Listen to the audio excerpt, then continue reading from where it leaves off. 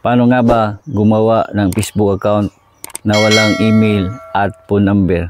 Napakaganda nito kaibigan. Kasi nga hindi ka malalaman na may Facebook account. So kung interesado ka kaibigan, i-click mo muna ang palubuton sa tabi ng pangalan ko para updated ka palagi sa ating video. At pwede mo rin akong subscribe para personal mo kong ma-message sa group. So tara, gagawa na tayo ng Facebook na walang phone number at email. Let's go! Okay, welcome sa ating pagtuturo kaibigan.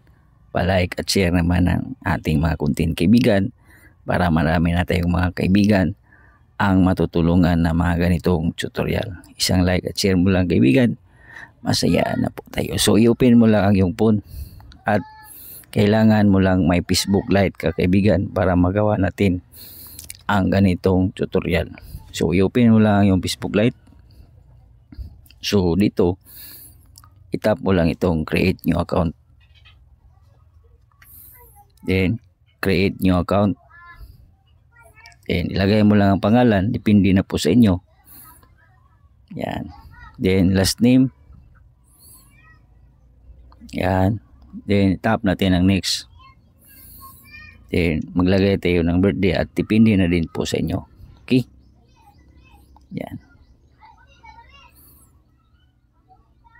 then seat, tap natin ang next.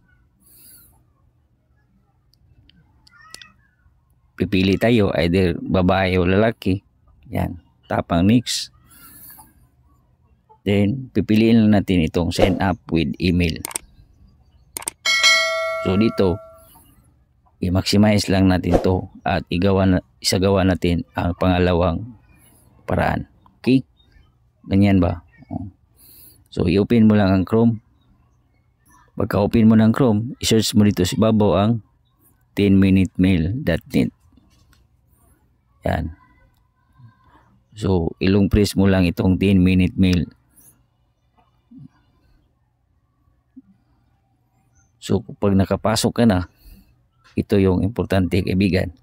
So ilulong press mo lang yan.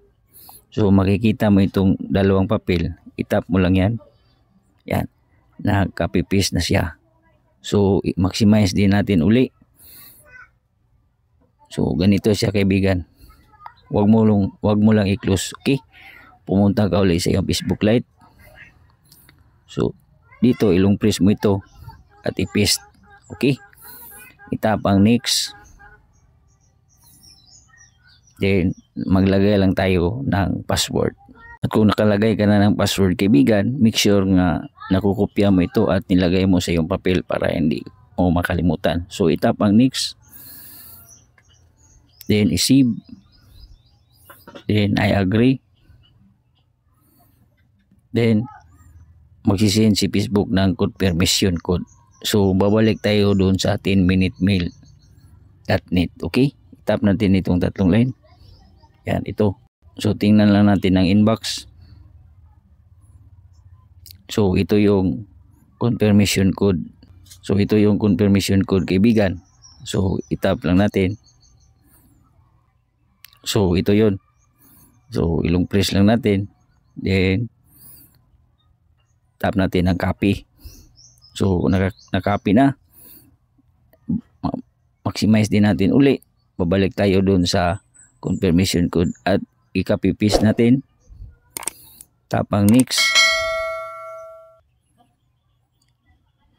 So ito na nga yung kaibigan, ang bago nating Facebook na walang number at Gmail, at pwede mo na rin ito palitan ng yung profile picture.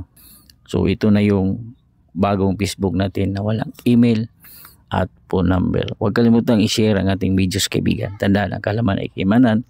God bless po sa ating lahat.